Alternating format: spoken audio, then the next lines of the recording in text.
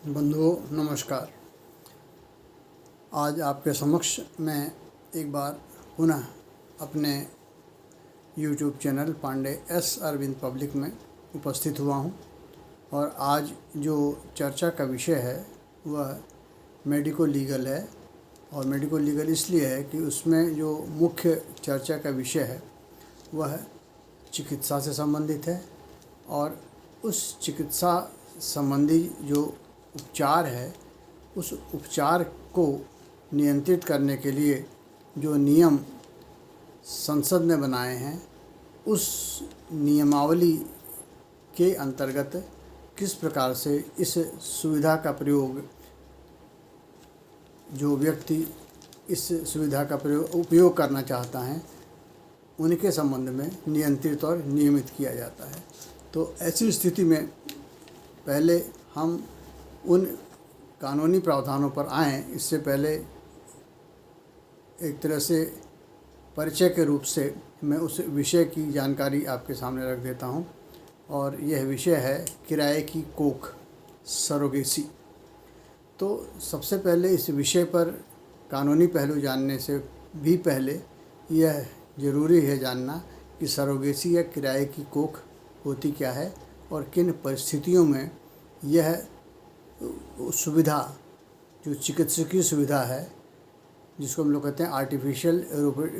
Assisted reproductive technique, यानी जो कि चिकित्सालयों द्वारा अब जो प्राकृतिक रूप से गर्भधारण होता है उसके अतिरिक्त किस प्रकार से गर्भधारण करने की प्रक्रिया को नियमित किया गया है कानून के माध्यम से। और इसमें जब हम किराए की कोख कह रहे हैं तो वहाँ पर बच्चे की जो बायोलॉजिकल माँ होती है वह गर्भ को धारण नहीं करती, उसके अलावा कोई अन्य महिला उस गर्भ को धारण करती है और पूरी गर्भकाल के अंतर्गत जो कि 270 प्लस माइनस 10 दिनों का होता है उस गर्भ को पालती बाढ़ती है। उसके पश्चात बच्चे को जन्म दे देती है और फिर बच्चा नैसर्गिक माता पिता के पास नैसर्गिक संतान की तरह हस्तांतरित कर दिया जाता है। तो ये है किराए की कोख। अब मैं उन कारणों पर आ रहा हूँ जब किराए की कोख की सुविधा कानूनी और चिकित्सकीय रूप से किसी व्यक्ति को उपलब्ध कराई जा सकती है। तो सबसे पहले हम इस किराए की कोख नियंत्रण नियम 2021 के उद्देश्य की बात करें तो इसका सबसे पहला जो उद्देश्य है कि इस प्रक्रिया के माध्यम से कुछ लोग पैसे का आदान प्रदान करते हैं और यह कहते हैं कि हम स्वयं को किराए की कोख के लिए प्रस्तुत करते हैं और उसके लिए हमें वित्तीय लाभ प्रदान किया जाए। तो इस प्रकार के जो कार्य हैं उनको रोकने के लिए यह अधिनियम बनाया गया और इसमें कह दिया गया कि कोई भी व्यक्ति जो महिला है वह अपनी कोख किराए पर देने के लिए कोई भी वित्तीय लाभ नहीं ले सकती। तो सबसे पहला क्या हुआ, वित्तीय दोहन का निषेध करना। दूसरा, जब कोई महिला अपनी कोख में दूसरे का भ्रूण धारण करके उस बच्चे को पालती बाढ़ती है तो यह केवल परोपकारी दृष्टि से होना चाहिए। Meaning thereby whenever surrogacy is taking place it must be from altruistic purposes not for economic purposes. तीसरा, यह सुविधा मात्र पात्र और चिकित्सकीय रूप से गर्भ धारण करने में अक्षम महिलाओं या विवाहित जोड़ों को उपलब्ध कराई जाती है। तो कहने का मतलब हुआ सबसे पहले चिकित्सकीय रूप से यह सिद्ध किया जाना आवश्यक है कि यह जोड़े जो सरोगेसी का लाभ लेना चाहते हैं वह सामान्य रीति से गर्भ धारण करने की स्थिति में नहीं है और इस संदर्भ में इस आशय का एक प्रमाण पत्र चिकित्सा परीक्षण के उपरांत जारी किया जाना चाहिए। फिर यह भी है कि जो माँ दूसरे का भ्रूण लेकर के गर्भ धारण करेगी तो उसके स्वास्थ्य की सुरक्षा और जीवन की सुरक्षा की भी गारंटी होनी चाहिए। तो इसके लिए भी प्रबंधन 2021 के अधिनियम में किए गए हैं। इसके बाद यह भी देखना है कि जो बच्चा जो भ्रूण के रूप में किसी दूसरे के गर्भाशय में विकसित और पल रहा है, वह जन्म लेने के उपरांत जब दुनिया में सांस लेगा तो उस बच्चे के विधिक अधिकारों का भी संरक्षण किया जाना चाहिए, क्योंकि कानूनी दृष्टि से वह सरोगेसी की प्रक्रिया को अपनाने वाले माँ बाप का ही बच्चा माना जाएगा, न कि गर्भ धारण करने वाली और जिस माँ ने बच्चे को जन्म दिया है भौतिक रूप से उसका बच्चा माना जाएगा। फिर ऐसी स्थिति में इस प्रक्रिया का दुरुपयोग न हो, तो इस दुरुपयोग को रोकने के लिए सरोगेसी एक्ट के अंतर्गत स्वतः एक ऐसी संस्था, नियामन संस्था का निर्माण किया गया है जो कि राष्ट्रीय स्तर पर है, जिसके साथ ऐसे चिकित्सालयों को पंजीकरण कराना अनिवार्य होगा जो कि सरोगेसी की प्रक्रिया को निष्पादित करते हैं या उसको अंजाम देते हैं। और बिना ऐसी गैर पंजीकृत संस्थाओं में इस प्रकार की गतिविधि की जाती है तो वे गतिविधियाँ दंडनीय होती हैं और वह विधि विमत होती हैं, विधि सम्मत नहीं होती हैं। तो इसका उद्देश्य ये हो गया कि जो दिशा निर्देश प्रदान किए जाते हैं national assisted reproductive technique board द्वारा, उनका अनुपालन किया जाना और अवैधानिक गतिविधियों और प्रचलनों पर रोक लगाना इस अधिनियम का उद्देश्य है। तो अब मैंने पहले तो इस अधिनियम के उद्देश्य की स्थिति बता दी। अब मैं आता हूँ उन कारणों पर या उन प्रावधानों पर जो कि इस अधिनियम के अंतर्गत स्वतः निहित हैं और बताते हैं कि किन किन चीज़ों का यह अधिनियम ध्यान रखता है। तो सर्वप्रथम जो सरोगेसी एक्ट 2021 है, इसमें संपूर्ण धाराओं की संख्या 54 है। इसमें अध्याय 8 हैं और जो विशेष धाराएं हैं जिनको कि जनसामान्य को समझना चाहिए उनके बारे में अब मैं वर्णन करूंगा, क्योंकि 54 से 54 जितनी धाराएं हैं उन सभी का वर्णन करना यहाँ न तो वांछित है और न ही समय इसकी इजाज़त देता है। तो धारा 6 यह स्पष्ट रूप से इंगित करती है कि किसी भी महिला जिसे सरोगेट मदर के रूप में चुना जाना है, उसकी लिखित और उसे स्पष्ट रूप से उसके आशय से परिचित कराते हुए उसकी सहमति प्राप्त की जानी चाहिए कि वह सरोगेट मदर बनने के लिए इच्छुक है और अब वह अपनी ऐसी इच्छा स्वतंत्र सहमति से दे रही है, उस पर कोई दबाव नहीं डाला गया है। इसी प्रकार से एक और भी इम्पोर्टेंट धारा है जो धारा 3 है, जिसमें कहा गया है कि जो रजिस्टर्ड सरोगेसी क्लिनिक्स हैं वे ही इस प्रक्रिया को अंजाम देंगे और गैर पंजीकृत क्लिनिक्स या चिकित्सालय इस प्रकार की किसी भी प्रक्रिया को अंजाम नहीं देंगे जो कि किराए की कोख में भ्रूण को पुष्पित पल्लवित करके बच्चे को जन्म दिलाती हैं।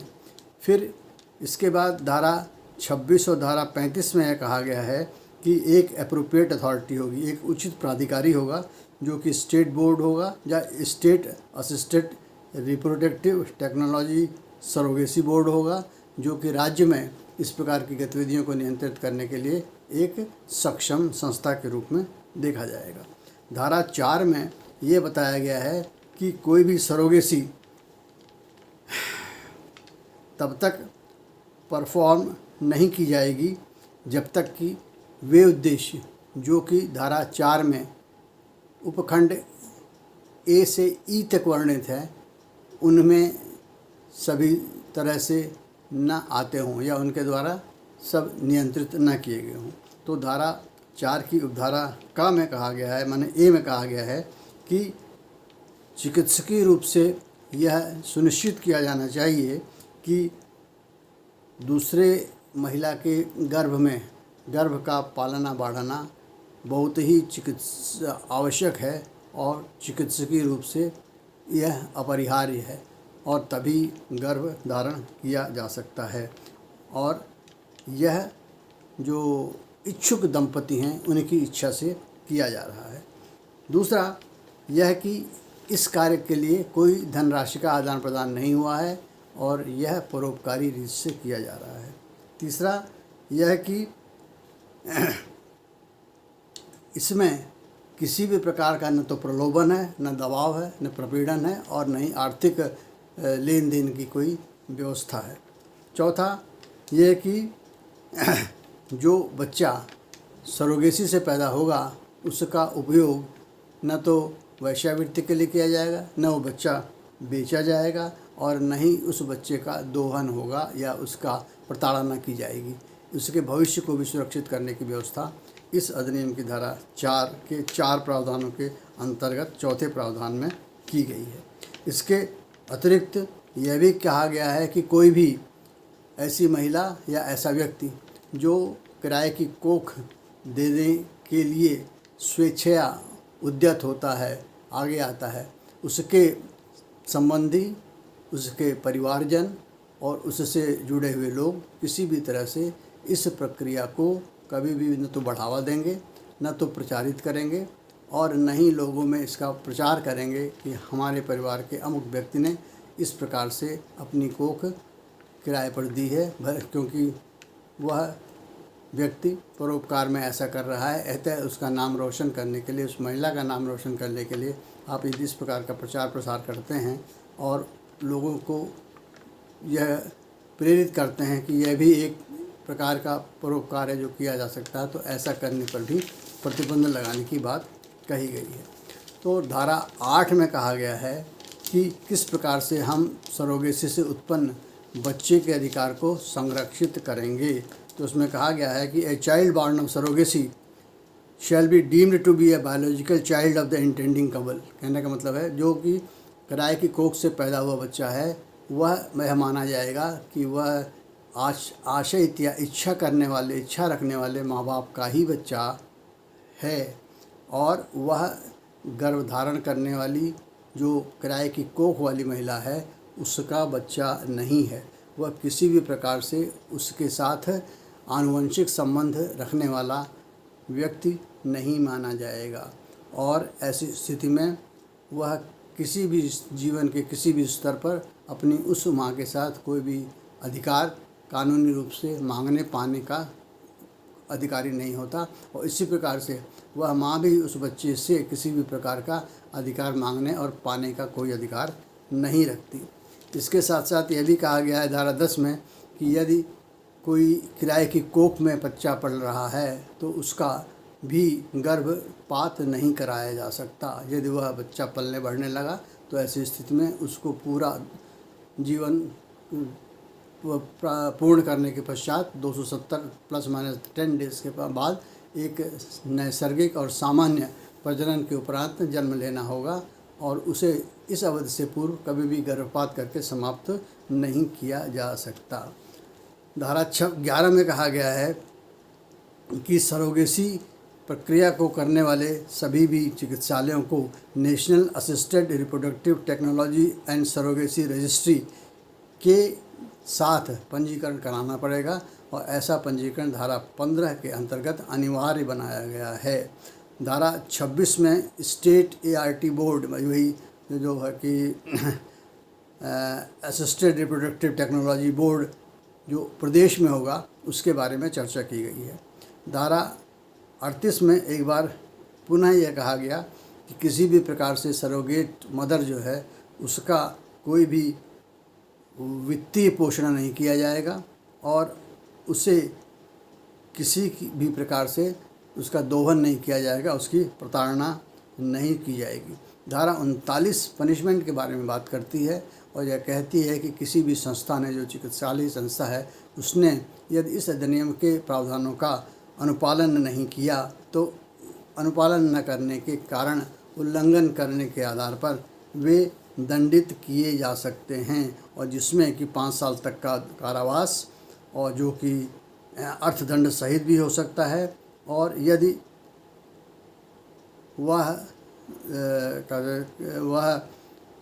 अर्थदंड जो किया गया है उसकी सीमा 10 लाख रुपए तक हो सकती है। यदि ऐसे कार्य की पुनरावृत्ति की जाती है तो ऐसी स्थिति में वह दंड फिर और भी बड़ा हो जाता है और ऐसी स्थिति में दंड की जो तीव्रता है इसलिए बढ़ाई जाती है ताकि कोई उल्लंघनकर्ता पुनः पुनरावृत्ति करने की हिम्मत ना कर सके। अब बात आती है धारा 40 में, तो जो कि यह बताती है कि इम्प्रिजनमेंट व्हिच में extend up to 5 years and with fine में extend up to 5 lakh rupees for repeated offence. तो यहाँ पर हमने पहले बताया था कि जब पहली बार हमने किया था तो हमने एक अर्थदंड की बात की थी, और दोबारा जो आदमी पुनरावृत्ति कर रहा है तो उसमें हमने कहा कि इम्प्रिजनमेंट तो होगा ही 5 साल तक का, और उसके साथ साथ जो अर्थदंड है उसकी सीमा बढ़ा करके 5 लाख रुपए तक की जा सकती है, और इम्प्रिजनमेंट की अवधि जो है वो 10 वर्ष तक की जा सकती है। और ऐसा आरोप जो है गैर शमनीय होगा और उसकी जो है वह कॉग्निजेबल होगा, माने उसकी जो है वो ली जा सकती है, उसकी सूचना ली जा सकती है, क्योंकि ऐसा जो कार्य है उसकी अवधि में पनिशमेंट जो है वो 3 साल से अधिक है, इसलिए वो स्वतः संज्ञेय हो जाता है। कॉग्निजेबल मतलब संज्ञेय हो जाता है। तो ये बात हो गई। अब बात आती है कि कौन कौन व्यक्ति इस अधिनियम के अंतर्गत प्रदत्त इस सुविधा का लाभ ले सकता है। तो सबसे पहले ये कह दिया गया कि यह परोपकारी है, यानी कि जो सरोगेट मदर होगा वह किसी भी प्रकार से अपने लिए क्या करेगी, वह अपने लिए पैसा नहीं मांगेगी, लेकिन हाँ उसके लिए 36 महीनों का इंश्योरेंस उसका होगा। उसके चिकित्सकीय व्यय जो हैं वह इंटेंडिंग पेरेंट्स को बियर करने पड़ेंगे, माने जो माँ बाप सरोगेसी के माध्यम से बच्चे की चाहना रखते हैं उन्हें महिला की उस दौरान जिस दौरान वह सरोगेसी के माध्यम से भ्रूण को अपने गर्भ में पालन कर रही है उसके चिकित्सकीय जितने भी व्यय होंगे वह माँ बाप को वहन करने पड़ेंगे। 36 महीने का उसका जो लाइफ इंश्योरेंस कवर है उसके बारे में जो भी प्रीमियम देनी पड़ेगी वह भी वही देंगे। इसके अतिरिक्त कोई और अन्य खर्च वह उसको नहीं देंगे। खाने पीने का तो देखभाल का खर्च तो उनको सामान्यतः देना ही पड़ेगा। अब ये बात आती है who can opt for surrogacy, कौन इसका वर्ण कर सकता है। तो ऐसी सुविधा जो इस अधिनियम के अंतर्गत दी गई है उसमें हम सबसे पहले देखते हैं कि क्या जो युगल हैं वे शादीशुदा हैं, तो they must be legally married, उनका कानूनी तौर से शादीशुदा होना बहुत ज़रूरी है। वह पुरुष और स्त्री युगल होने चाहिए, न कि सेम सेक्स युगल होने चाहिए। हस्बैंड पति की उम्र 26 से 55 साल की होनी चाहिए और वाइफ की उम्र 23 से 50 के बीच में होनी चाहिए। मैरिज जो है वो कम से कम 5 वर्षों की पुरानी हो चुकी होनी चाहिए। उसके उपरांत ही आप सरोगेसी के माध्यम से बच्चे की प्राप्ति के लिए इस अधिनियम के अंतर्गत प्रदत्त प्रक्रिया का वर्णन कर सकते हैं। चिकित्सकीय आधार पर और चिकित्सकीय परीक्षण के उपरांत यह प्रमाण पत्र प्रदान किया जाना चाहिए कि महिला और पुरुष दोनों ऐसी स्थिति में हैं कि उन सब वे सामान्य परिस्थिति में गर्भ धारण करने की स्थिति में नहीं है महिला, और तभी उसे किराए की कोख की ज़रूरत है। तो कहने का मतलब ये हो गया कि जब तक चिकित्सकीय रूप से ये सिद्ध न हो जाए, और कौन सिद्ध करेगा, ये सिद्ध करेगा मेडिकल बोर्ड। और मेडिकल बोर्ड का गठन कैसे होगा इसको मैं आगे बताऊंगा। तो मेडिकल बोर्ड के समक्ष आप जाएंगे, वहाँ अपने केस को रखेंगे और सभी मेडिकल टेस्ट होंगे। मेडिकल टेस्ट होने के बाद मेडिकल बोर्ड जिस निष्कर्ष पर पहुँचेगा कि आप सामान्य रीत से माँ बाप नहीं बन सकते, तो ऐसी स्थिति में आपको सरोगेसी के माध्यम से माँ बाप बनने का सुख प्राप्त करने के लिए अधिनियम के अंतर्गत जो प्रावधान और दिशा निर्देश दिए गए हैं उसके अनुसार आप सरोगेसी अडॉप्ट कर सकते हैं। अब ये भी कह दिया गया कि यह भी बताया जाना पड़ेगा कि आप संतानोत्पत्ति में अक्षम हैं, इसका सर्टिफिकेट जैसा मैंने कहा वह बताना पड़ेगा। उसमें दोनों चीज़ें हो सकती हैं, ये भी हो सकता है कि पति की ओर से अक्षमता हो, या हो सकता है पत्नी की ओर से अक्षमता हो, या दोनों ही की ओर से अक्षमता हो। तो ऐसी स्थिति में कभी कभी ये देखा जाता है कि आनुवंशिक गड़बड़ियाँ होती हैं और जो विवाह के जो पक्षकार होते हैं उनके आपसी संबंध ऐसे होते हैं कि वो इनब्रीडिंग हो जाती है, और इनब्रीडिंग में ये आंकड़े बताते हैं कि बच्चों को डिफ़ॉर्मिटी होने के चांसेस बढ़ जाते हैं। तो ऐसी स्थिति में उस डिफ़ॉर्मिटी से बच्चे की मृत्यु भी हो सकती है और सामान्य पालन बालन भी नहीं हो सकता है और वह विकृत बच्चा पैदा हो सकता है। तो इस सब चीज़ से बचने के लिए भी लोग किराए की कोख लेते हैं। तो ऐसी स्थिति में इसके लिए मेडिकल सर्टिफिकेट की आवश्यकता पड़ेगी। यह भी दिखाई बताना चाहिए कि there must not have a living biological और एडॉप्टेड सरोगेट चाइल्ड और सरोगेट चाइल्ड जो कि स्वस्थ हो। तो कहने का मतलब है उन दंपतियों के पास कोई एक जीवित और स्वस्थ बच्चा, चाहे वह नैसर्गिक रूप से पैदा हुआ हो, चाहे वह दत्तक ग्रहण के माध्यम से लिया गया हो, चाहे वह सरोगेसी के माध्यम से पैदा हुआ हो, नहीं होना चाहिए। यानी उन्हें संतानहीन होना चाहिए, तभी सरोगेसी के प्रोसेस का वो एडॉप्शन कर सकते हैं। और कभी कभी ऐसा देखा जाता है कि दंपतियों के पास बच्चा तो होता है, परंतु वह इस प्रकार की बीमारी से ग्रस्त होता है जो कि लगभग मृत प्राय होने की स्थिति में होता है। तो ऐसी स्थिति में यह नियम लागू नहीं होता कि उनके पास एक बच्चा है। बच्चा जो है स्वस्थ होना चाहिए, क्योंकि उसके प्राइमरी पैरामीटर है there must be a healthy child, और जो टर्मिनली इल चाइल्ड होता है वो हेल्दी चाइल्ड नहीं है। इसलिए टर्मिनली इल चाइल्ड होते हुए भी वो एक सरोगेसी के प्रोसेस से नया बच्चा लेने के लिए अधिकृत कर दिए जाते हैं। अब जो सरोगेट मदर है उसके बारे में भी एज की बात कही गई है। तो सरोगेट मदर की जो आयु है उसको भी निश्चित किया गया है। अब यहाँ पर एक प्रश्न और आएगा कि क्या जो एक अकेली महिला है, चाहे वह विवाह के उपरांत विधवा होने के कारण अकेली हो गई या जिसने कि स्वतः विवाह विच्छेद के उपरांत अकेले होने का दंश झेला है, तो क्या वह ऐसी स्थिति में सरोगेसी के माध्यम से बच्चा ले सकती है? तो यहाँ पर बताया गया है कि यह केवल भारतीय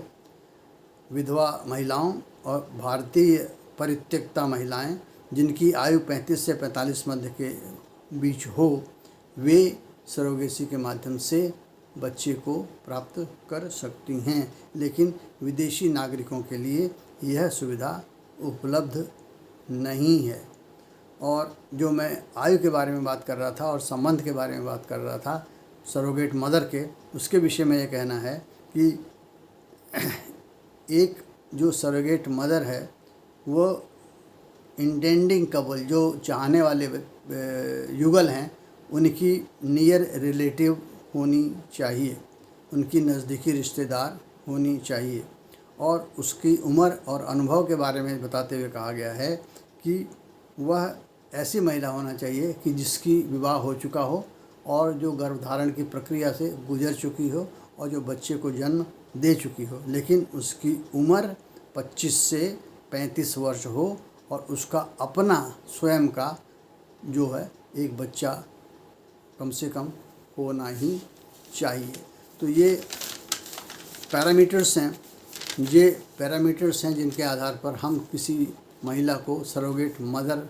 बना सकते हैं। अब ये बात आती है कि कोई महिला जो इस आयु वर्ग में है, आपकी जो इंटेंडिंग कपल है उनके क्लोज रिलेशन में है, लेकिन वो क्या एक कई बार सरोगेट मदर बन सकती है? तो यहाँ कहा गया है कि रिस्ट्रिक्शन है, कोई भी महिला जो निश्चित आयु वर्ग में आती है, जिनसे संबंध सीमा में आती है, मात्र एक बार ही सरोगेट मदर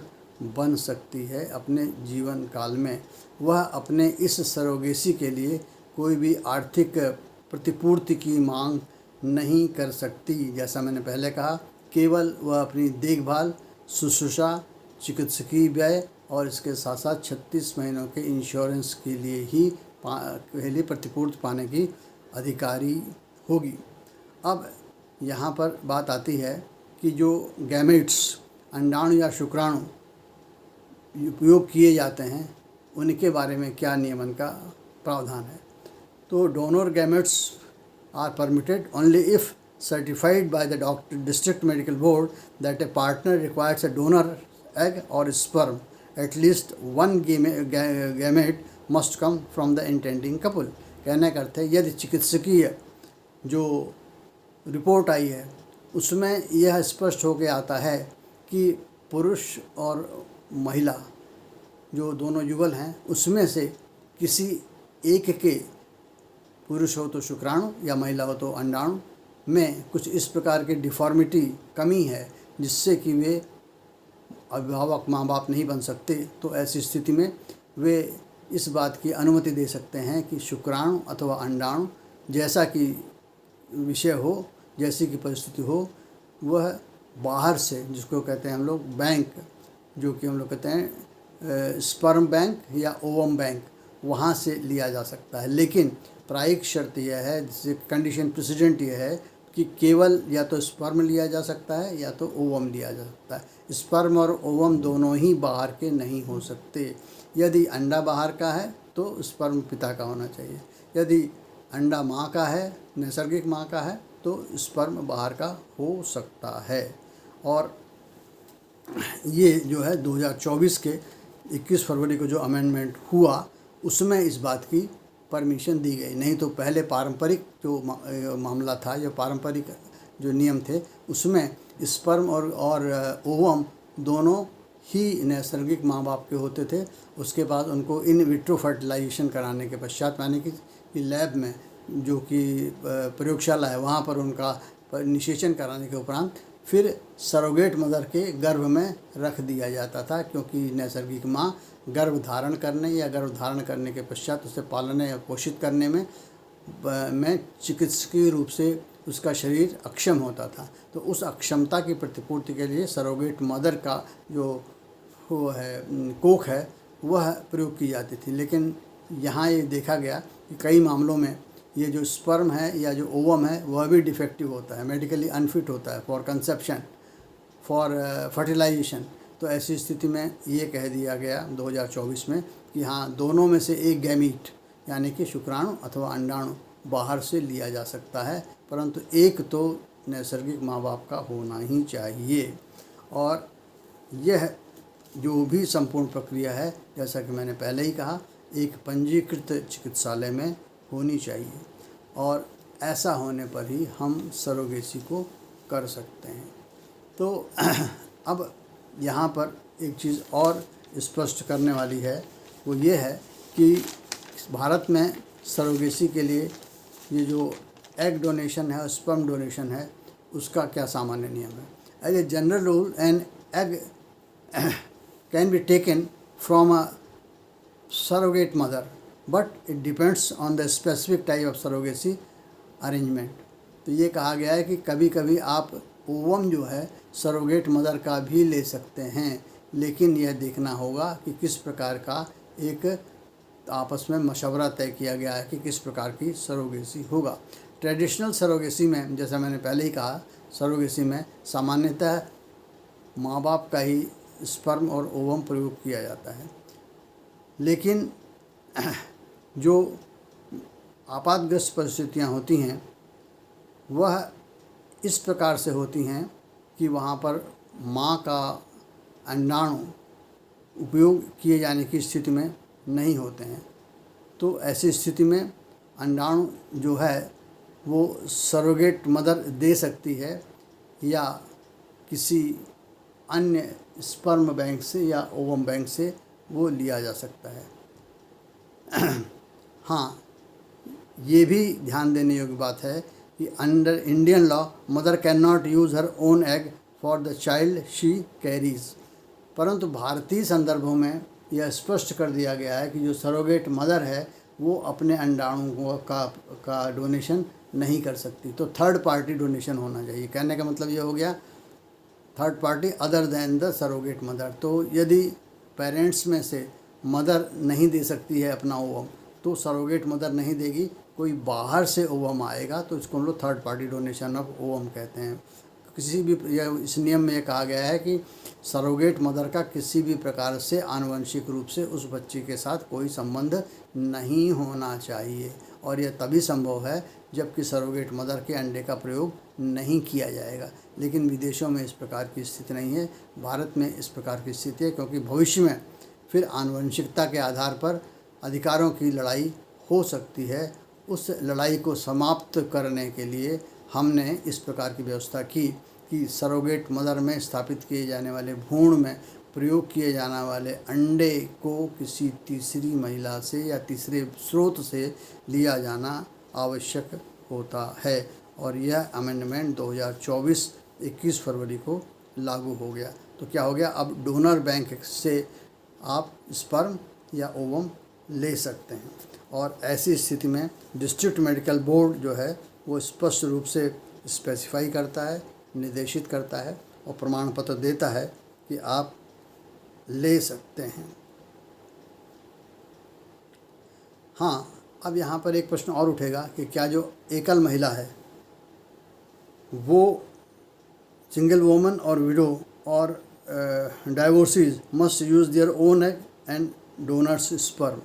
तो यहाँ पर जो सिंगल वुमेन होती हैं उनको अपने ही अंडे का प्रयोग करना होगा। जो सिंगल वुमन है या जो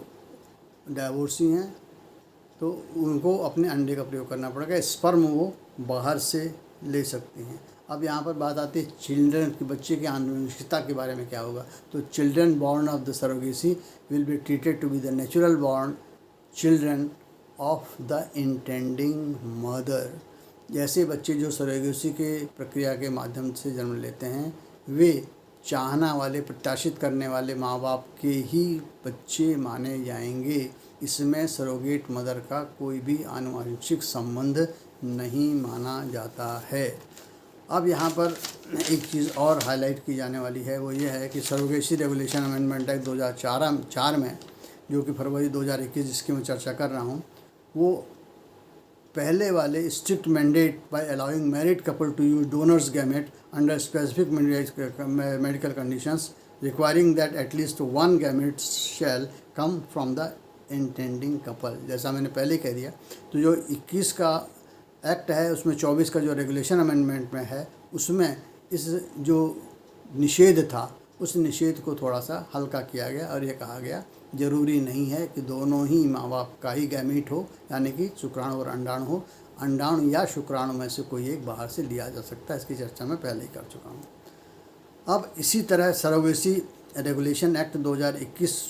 के 2025 में एक परिवर्तन आया और इसमें ये कहा गया कि जो एज लिमिट है इसमें आप एग्जम्पशन कर सकते हैं बशर्ते कि किसी भी इंटेंडिंग पेरेंट का स्पर्म या ओवम इस डेट, यानी कि जो डेट है 2021 के प्रभावी होने की, यानी 25/1/2022 से पहले ही फ्रीज कर दिया गया है, प्रशीतित कर दिया गया है। तो फिर ऐसी स्थिति में उन इंटेंडिंग फादर और मदर की एज का कोई मतलब नहीं रह जाता, क्योंकि प्रशीतन तो इस अधिनियम के प्रभाव में आने से पहले, जो कि 25 जनवरी 2022 है, भले ही दिसंबर 2021 में यह अधिनियम बना लेकिन प्रभावी हुआ था 25 जनवरी 2022 से। तो 25 जनवरी 2022 से पहले ही यदि स्पर्म और ओवम फ्रोज़न कर दिए गए हैं तो इंटेंडिंग पेरेंट्स की एज इसमें नहीं देखी जाएगी और वे इसका प्रयोग करके सरोगेसी के माध्यम से बच्चे को ले सकते हैं और संतान सुख प्राप्त कर सकते हैं। अब यहाँ पर बात आती है, एक ऐसी अपवादग्रस्त परिस्थिति आती है जबकि माँ बाप आपस में ऐसे संबंधों से जुड़े होते हैं जिसको कि हम लोग कज़न मैरिजेस कहते हैं, और समाज में कुछ इस प्रकार के ग्रुप हैं या समूह हैं जहाँ पर कि कज़न मैरिजेज सामान्य हैं। तो ऐसी स्थिति में इन कज़न मैरिजेस में कभी कभी इस प्रकार के रोग होते हैं जिसको हमको इंटेस्टिनल एट्रेसिया कहते हैं। इसमें क्या होता है, बच्चे की आंत पूरी तरह से नहीं बनती है और गर्भ धारण करने के पश्चात बच्चे का विकास तो होता है परंतु उसके आंतरिक अंग आंतें ठीक से नहीं बनती और जन्म लेने के पश्चात कुछ समय बाद बच्चे की मृत्यु हो जाती है। तो इसको हम लोग कहते हैं जेनेटिक डिसऑर्डर। और जेनेटिक डिसऑर्डर क्या होता है, ये आनुवंशिक गड़बड़ी होती है जिसके माध्यम से बच्चा कभी भी स्वस्थ पैदा नहीं हो सकता। अब रिपोर्ट के माध्यम से कहा गया है, जो मेडिकल फाइंडिंग्स हैं, वो कहा गया है कि जो ये कज़न मैरिजेस होती हैं इसमें 2 से 3% रिस्क होता है आनुवंशिक बीमारियों का, और कज़न मैरिजेस में यह रिस्क दुगना हो जाता है, 4 से 7% हो जाता है। तो हमने देखा है कि क्योंकि कज़न मैरिजेज में जीन्स शेयर किए जाते हैं तो इसलिए ये इसको हम लोग कहते हैं इंडोगैमी या आंतरिक विवाह, और एक्सोगैमी जो है वो बाह्य विवाह। तो हिंदू परिस्थिति में कभी भी इंडोगैमी अलाउड नहीं है क्योंकि सगोत्री विवाह हिंदू पद्धति में नहीं होता, परंतु मुस्लिम में या दक्षिण के कुछ जातियों में या जाति समूहों में इंडोगैमी है, इसलिए वहाँ पर यह आनुवंशिक बीमारी देखने को मिलती है। तो जब जिन दंपतियों में कज़न मैरिज है और वहाँ पर इंडोगैमी है और इंडोगैमी के परिणाम स्वरूप होने वाले बच्चे में इसी तरह की आनुवंशिक कमियां आ रही हैं, तो मेडिकल बोर्ड के समक्ष जा कर के आप यह अपने केस को तथ्यों के साथ प्रस्तुत कर सकते हैं और मेडिकल बोर्ड तथ्य और परिस्थितियों का आकलन करने के उपरांत इस निष्कर्ष पर पहुंचता है कि आप दोनों दंपति सामान्य रूप से गर्भ धारण करके सामान्य बच्चे को जन्म नहीं दे सकते। तो ऐसी स्थिति में या तो अंडाणु अथवा शुक्राणु जिसमें गलती होगी, जिसमें कमी होगी, उसके स्थान पर शुक्राणु ज़रूरत होगी तो शुक्राणु और अंडाणु ज़रूरत होगी तो अंडाणु को लेकर के IVF टेक्निक से उसका निषेचन करा करके फिर सरोगेट मदर के ऊम में उसको ट्रांसप्लांट कर देंगे और फिर सरोगेट मदर उस बेबी को कैरी करेगी और कैरी करने के पश्चात पूरी गर्भावस्था पूर्ण होने के उपरांत बच्चे को जन्म देगी। तो कहने का अर्थ मेरा ये हुआ कि अपवादग्रस्त परिस्थितियों में जबकि पति पत्नी दोनों ही ठीक होते हैं, दोनों ही गर्भधारण की स्थिति में होते हैं, परंतु गर्भ धारण होने के उपरांत बनने वाले बच्चे में आनुवंशिक गड़बड़ी की संभावना होती है, तो ऐसी स्थिति में भी सरोगेसी के माध्यम से बच्चे को प्राप्त किया जा सकता है। और यह 2025 और 24 के मिले हुए, 25 में तो आयु वर्ग को हटा दिया और 24 में कह दिया गया कि आप बाहर से अंडाणु या शुक्राणु ले सकते हैं। तो ऐसी स्थिति में 2021 के मूल अधिनियम में जो डिफ़िकल्टी थी, हार्डशिप थी, उसको रिमूव कर दिया गया। तो अब ऐसी स्थिति में यह नहीं रह गया कि माँ बाप दोनों के ही शुक्राणु और अंडाणुओं का प्रयोग किया जाए। अब आप क्या कर सकते हैं, अंडाणु या शुक्राणु बाहर से भी ले सकते हैं, provided you get A certificate from the medical board of the area particular that the parents are not in a position to either conceive, or if they are able to conceive, they are not able to produce a healthy and fit child devoid of any genetic deformity। कहने का अर्थ है कि यदि आप medical board के द्वारा यह प्रमाण पत्र प्राप्त कर लेते हैं कि आप एक स्वस्थ माता पिता तो हैं, आप गर्भ धारण करने में माँ सक्षम है, परंतु गर्भ धारण करने के उपरांत जो भ्रूण विकसित होकर के बच्चे के रूप में विकसित होगा उसमें आनुवंशिक कमियां रहेंगी और वह बच्चा आनुवंशिक रूप से एक तरह से अस्वस्थ पैदा होगा और वो बार बार अस्वस्थ पैदा होगा। तो ऐसी अस्वस्थता से बचने के लिए माँ या बाप जिसके कारण से ऐसी अस्वस्थता आ रही है उसके स्रोत यानी अंडाणु अथवा स्पर्म की जगह स्पर्म बैंक से या ओवम बैंक से लेकर के वह अंडाणु या विषाणु जैसी शुक्राणु जैसी आवश्यकता हो उसको इन विट्रो फर्टिलाइजेशन IVF तकनीक से बाहर फर्टिलाइज करके फिर सरोगेट मदर के वूम में ट्रांसप्लांट कर देते हैं और फिर इसके पश्चात वह पलता बढ़ता है और सामान्य बच्चे को जन्म देता है। अब अधिकार की बात आती है तो उस माँ का उस बच्चे पर कोई अधिकार नहीं होता, उस पर कोई आनुवंशिक संबंध नहीं होता, वह उसके साथ कोई अपने अधिकार नहीं मांग सकती, न वह बच्चा ही उस माँ से कोई अपने एक आनुवंशिक अधिकार मांग सकता है या उत्तराधिकार की मांग कर सकता है। वह अन्य सभी संदर्भों में उन्हीं चाहना करने वाले या इंटेंडिंग पेरेंट का ही सामान्य बच्चा माना जाएगा। अब ऐसी स्थिति में मैंने अपनी भरसक यह प्रयास किया कि सभी बिंदुओं पर आपको स्पष्टीकरण दे दूं। तो यह ध्यान देने योग्य बात है कि सरोगेसी का लॉ है, इसमें कहीं न कहीं IVF टेक्निक भी उपयोग होती है और 21 के मूल अधिनियम में जो परेशानियां थी उसका 24 में निराकरण कर दिया गया और जो एक आयु संबंधी परेशानी थी उसका 25 में निराकरण कर दिया गया। तो आज की स्थिति में ये जो सरोगेसी लॉ है, ये जो विद्यमान परिस्थितियां हैं, जो विद्यमान परेशानियां हैं, उनके निराकरण के लिए एक सक्षम विधि है। परंतु आपको क्या करना पड़ेगा, आपको मेडिकल बोर्ड का सर्टिफिकेट लेना ही पड़ेगा और वही सत्यापित और प्रमाणित करेगा कि आप सरोगेसी करने के लिए, सरोगेसी की प्रक्रिया के माध्यम से बच्चे को प्राप्त करने के लिए अधिकृत हैं अथवा नहीं। आशा करता हूँ इस पूरी चर्चा को आपने रोचक पाया होगा, ज्ञानवर्धक भी पाया होगा और आप इस विषय को समझने में भी सक्षम रहे होंगे। कृपया मेरे इस चैनल पांडे एस अरविंद को आप सब्सक्राइब करिएगा, लाइक करिएगा और शेयर भी कीजिएगा। आपने अपना समय निकाल करके इसको सुना और सुनने के पश्चात इसमें से जो विषय वस्तु का जो आवश्यक अंग है उसको उपयोग करने के लिए अपनी स्मरण शक्ति में रखने का प्रयास करेंगे। ऐसा मैं सोचता हूँ। आप सभी को धन्यवाद और नमस्कार।